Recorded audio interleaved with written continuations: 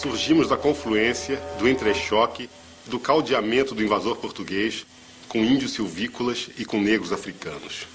Somos uma cultura sincrética, um povo novo que, apesar de fruto da fusão de matrizes diferenciadas, se comporta como uma só gente, sem se apegar a nenhum passado. Estamos abertos para o futuro. Num certo momento, depois dos primeiros povoadores, que eram de várias procedências, de várias línguas, vêm os tupis-guaranis.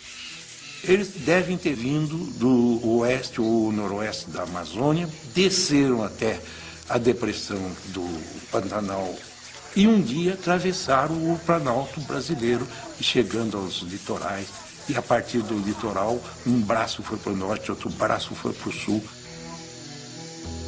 Os tupis eram muito mais aguerridos, muito mais diversificados na sua cultura. Eles expulsaram os homens do Sambaqui, ou escravizaram, ninguém sabe. E, curiosamente, nessa diáspora fantástica da marcha dos tupis, eles foram até a Amazônia. E foi exatamente esse quadro, deixado pelos tupis, é que os portugueses um dia vieram encontrar.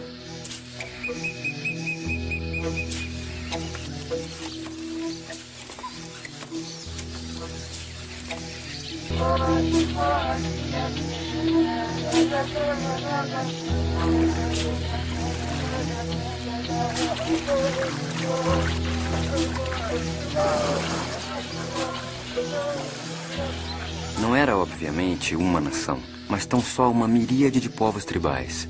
Viviam em aldeias, cada uma unidade social distinta, autossuficiente.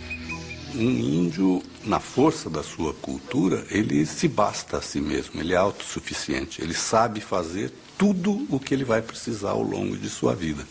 Sabe fazer a sua casa, sabe fazer a sua roça, plantar e colher, sabe fazer os seus instrumentos de trabalho, seu arco, sua flecha, sua canoa, sabe fazer esteira, sabe fazer rede e sabe identificar as espécies do seu ambiente que servem como alimento ou como medicamento.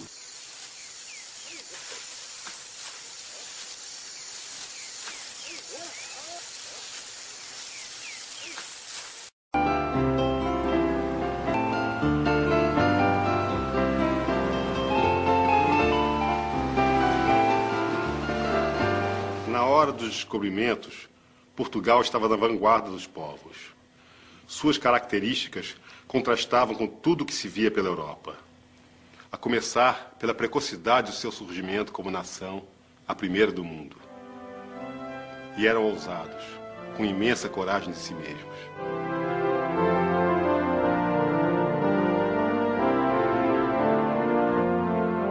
Como é que se explica que um povo português e espanhol se expandem e criam a primeira civilização mundial?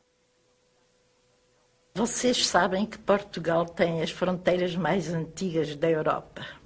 Mais de 800 anos de fronteiras estáveis.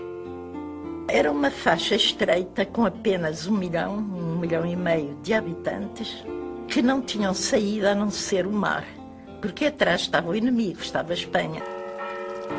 No século VIII a.C., os fenícios invadiram a península, trazendo a metalurgia do ferro, as primeiras formas de escrita e o conceito de cidade.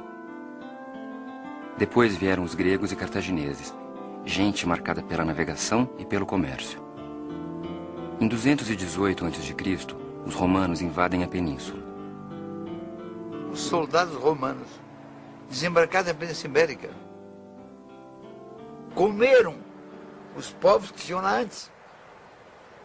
Não é comeram antropofagicamente, não. Comeram na alma. Substituindo sua língua pelo latim. Um latim porco, um latim sujo, um latim impuro, que resultou ser espanhol e português.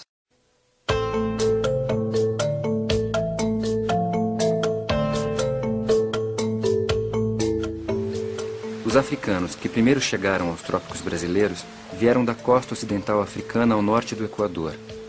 Foi o chamado Ciclo da Guiné. Depois foram os bantus.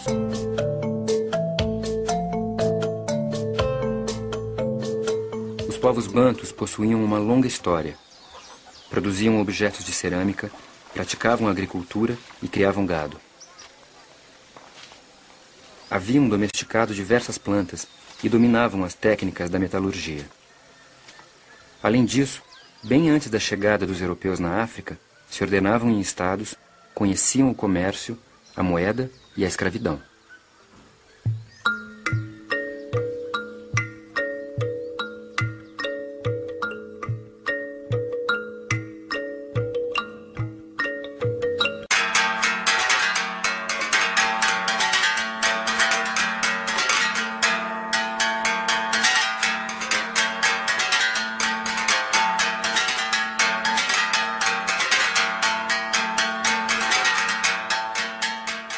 África, o chamado continente negro, lugar da espaçonave Terra, onde há milênios a espécie humana nasceu.